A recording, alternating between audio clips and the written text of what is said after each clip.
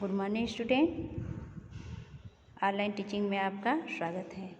चलिए आज मैं आप लोग के लिए लेकर आई हूँ पद परिचय। तो चलिए इस वीडियो में हम लोग क्या पढ़ेंगे, पद परिचय। तो सबसे पहले हमें यह जानना जरूरी है कि पद परिचय यानी पद क्या होता है। पद के बारे में जाने तो आपको बता रहे हैं कि वाक्य में प्रयुक्त शब्द को ही हम पद कहते हैं। वाक्य में प्रयुक्त शब्द को ही हम क्या कहते हैं, पद कहते हैं। देखिए यानी शब्द क्या है, जब तक वाक्य में नहीं रहता है तब तक वो क्या होता है, पूरी तरह से स्वतंत्र होता है।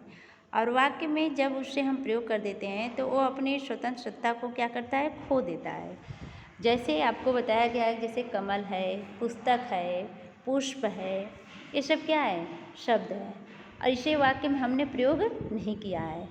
और वाक्य में जब हमने प्रयोग नहीं किया है तो ये यहाँ पर क्या है, शब्द हैं। और इसी शब्द को हम जब वाक्य में प्रयोग कर देते हैं तो ये हमारा शब्द न रहकर क्या हो जाते हैं, पद हो जाते हैं। जैसे राम पुस्तक पढ़ता है, वह सुंदर पुष्प है, ये सब क्या है। अब ये वाक्य में हम इसको व्याकरणिक नियमों के आधार पर हमने इसे क्या किया, व्याकरण नियमों से इसे क्या किया, बांध दिया है, वो एक वाक्य में प्रयोग कर दिया है। तो ये हमारा क्या हो गया है, पद। व्याकरण नियमों यानी हमने कर्ता, कर्म और क्रिया का प्रयोग किया है। कर्ता, कर्म, लिंग, वचन, कारक, क्रिया का ये सब प्रयोग किया जाए, क्योंकि व्याकरण के नियम होते हैं। जब नियम से हम इस शब्द को पद में, वाक्य में प्रयुक्त कर देंगे तो ये हमारा पद कहलाएगा। ठीक, तो आप जान गए होंगे कि पद क्या होता है।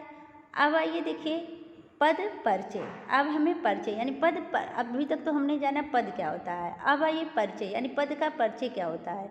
यानी वाक्य में प्रयुक्त पदों का, वाक्य में प्रयुक्त पदों का व्याकरणिक परिचय देना ही पद परिचय कहलाता है। ये भी स्पष्ट हो गया आपको। अब आइए पद के भेद। पद के कितने भेद होते हैं, दो भेद होते हैं। कौन कौन से, विकारी और अविकारी। कौन कौन से, विकारी और अविकारी। अब देखिए विकारी शब्द ऐसे शब्द जो लिंग, वचन, कारक, काल, वाच्य आदि के कारण परिवर्तित हो जाते हैं। अर्थात लिंग, वचन, कारक, वाच्य, काल आदि के कारण जिनका स्वरूप बदल जाता है उन्हें हम क्या बोलते हैं, विकारी शब्द। विकारी शब्द चार प्रकार के होते हैं। कौन कौन से, संज्ञा, सर्वनाम, विशेषण और क्रिया। अब यहाँ पर देखिए विकारी शब्द क्या होते हैं, लिंग, वचन, कारक, वाच्य, काल आदि के कारण वो प्रभावित होते हैं। आदि के कारण वो क्या होते हैं, प्रभावित होते हैं। इनके कारण इनका रूप जो होता है, स्वरूप होता है, बदलता रहता है, बदल जाता है, तो इन्हें हम विकारी शब्द कहते हैं। ये कितने होते हैं, चार होते हैं, संज्ञा, सर्वनाम, विशेषण और क्रिया। अब देखिए अविकारी। अविकारी इन्हें हम अव्यय भी कहते हैं। अविकारी को हम अव्यय के नाम से भी जानते हैं। अब देखिए ऐसे शब्द जिन पर लिंग, वचन, कारक, वाच्य, काल आदि का कोई प्रभाव नहीं पड़ता, वो क्या होते हैं, अविकारी कहलाते हैं। देखिए अविकारी में लिंग, वचन, कारक, वाच्य, काल के कारण कोई इस पर प्रभाव नहीं पड़ता। इसे अविकारी शब्द को ये सब व्याकरण का कोई भी नियम इसे प्रभावित नहीं करता है, इसे हम अविकारी कहते हैं। अविकारी कितने होते हैं, पांच प्रकार के होते हैं। अविकारी कितने होते हैं, पांच प्रकार के। क्रिया विशेषण, समुच्चय बोधक, संबंध बोधक, विस्मयादि बोधक और निपात। ठीक, तो आप जान गए कि पद कितने होते हैं, दो होते हैं, विकारी और अविकारी। ठीक, अब आइए अब देखिए, अब अभी आपको हमको पढ़ना था पद परिचय। तो सबसे पहले विकारी कितने होते हैं, चार होते हैं। तो अब देखिए हम बारी बारी से सभी का आपको पद परिचय बताएंगे। विकारी चार होते हैं, संज्ञा, सर्वनाम, विशेषण और क्रिया। इनका हम बारी बारी से पहले संज्ञा का बताएंगे, सर्वनाम का बताएंगे, विशेषण का, क्रिया का, फिर इसके बाद अविकारी शब्द का बताएंगे।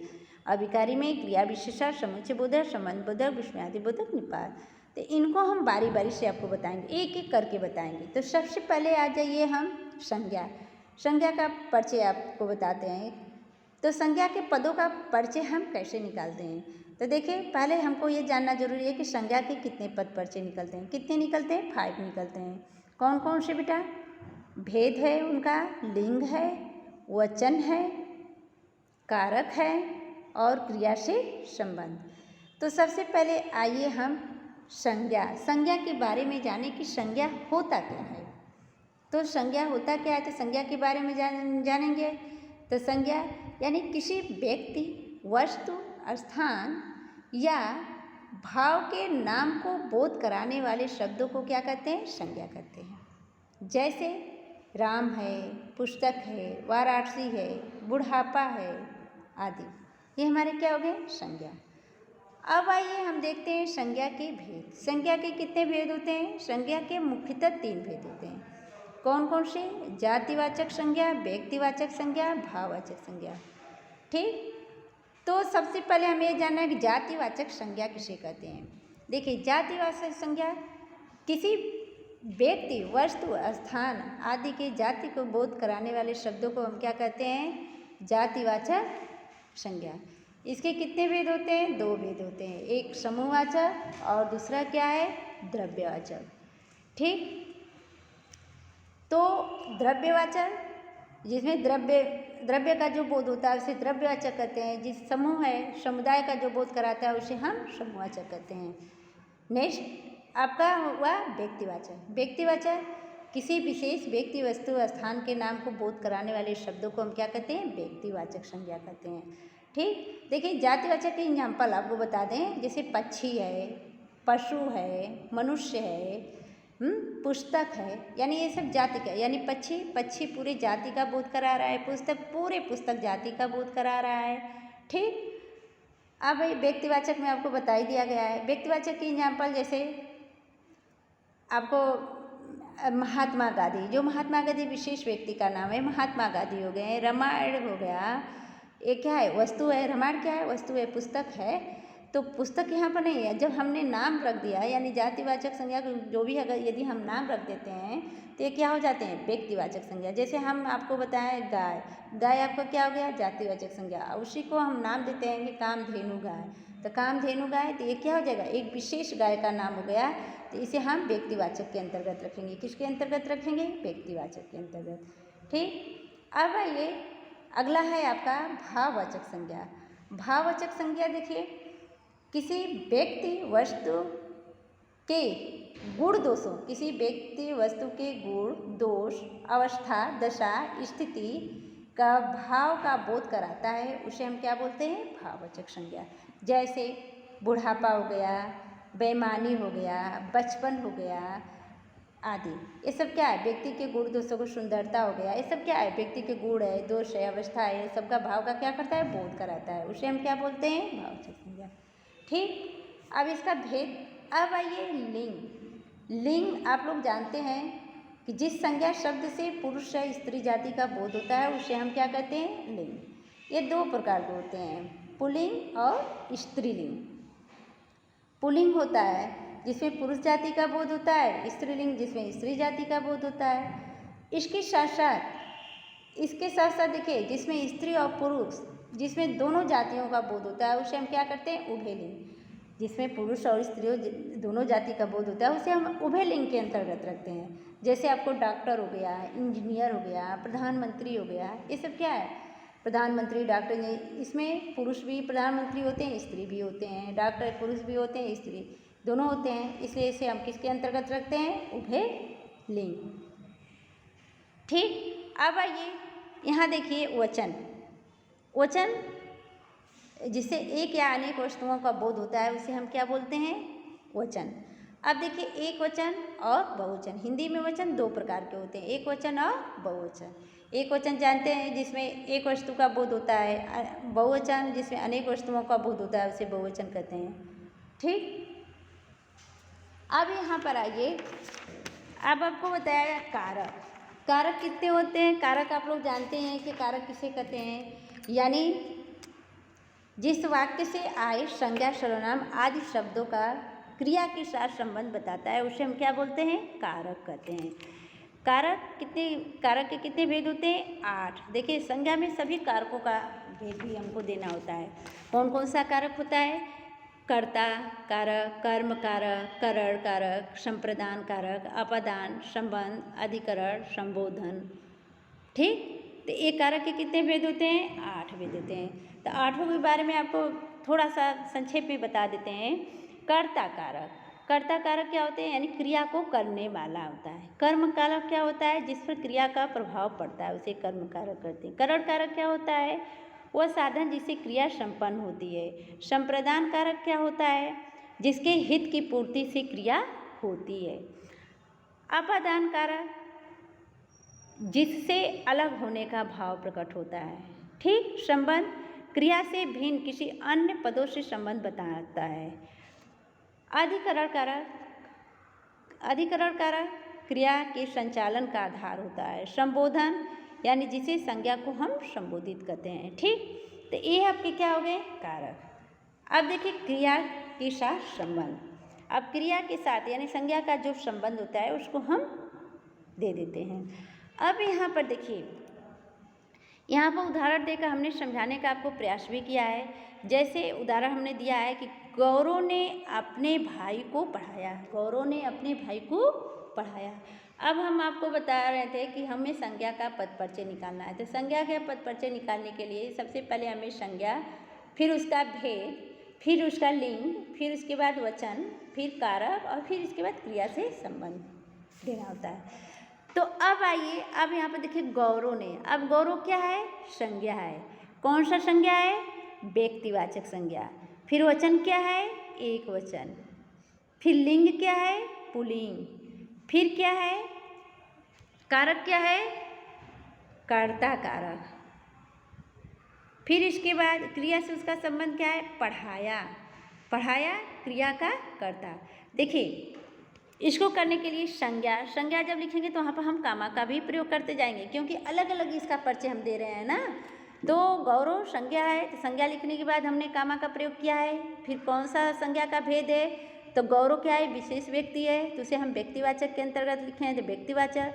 फिर गौरव क्या है, आप देखेंगे कि एक वचन है या बहुवचन, तो गौरव क्या है आपका, एक वचन। तो अब हम क्या लिखें, एक वचन। फिर हमने यहाँ पर गौरव को अब ये कहेंगे कि ये स्त्रीलिंग है या पुल्लिंग है। अब इससे हमें क्या करना है, ये स्त्रीलिंग है या पुल्लिंग है, तो क्या है, पुल्लिंग है, तो पुल्लिंग हमने लिखा। फिर गौरव को ये पहचान करना है कि कौन सा कारक है, कर्ता कारक है या कौन सा कारक है, कर्ता कारक है, क्योंकि गौरव के द्वारा क्रिया हो रही है, गौरव क्रिया कर रहा है, गौरव का संबंध क्रिया से है, तो यहाँ पर कर्ता कारक।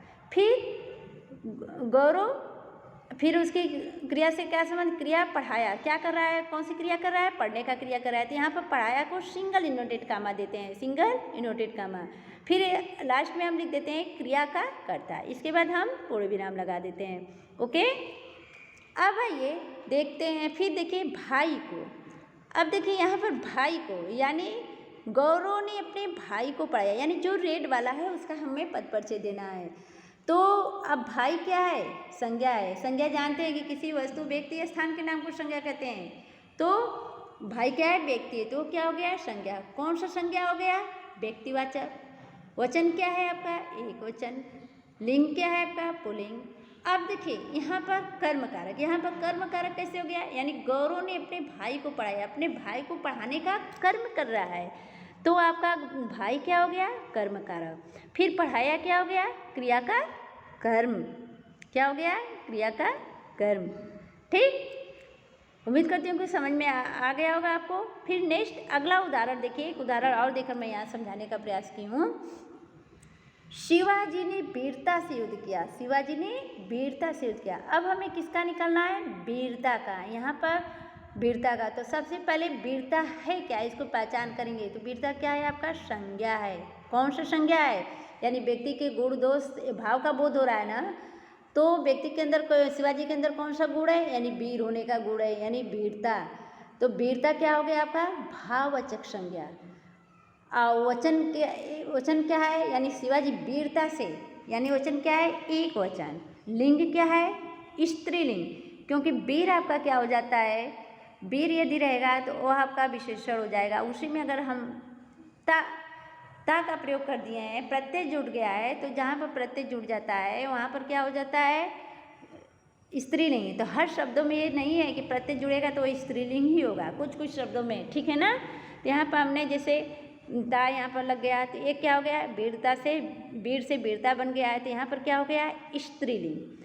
अब यहाँ कौन सा कारक है, कर्ता कारक है, या कर्म या करण क्या है, शिवाजी ने वीरता से युद्ध किया, यानी आपको बताया गया है करण कारक क्या होता है, वो साधन होता है जिससे क्रिया संपन्न होती है। तो यहाँ पर कौन सा कारक हो गया, करण कारक।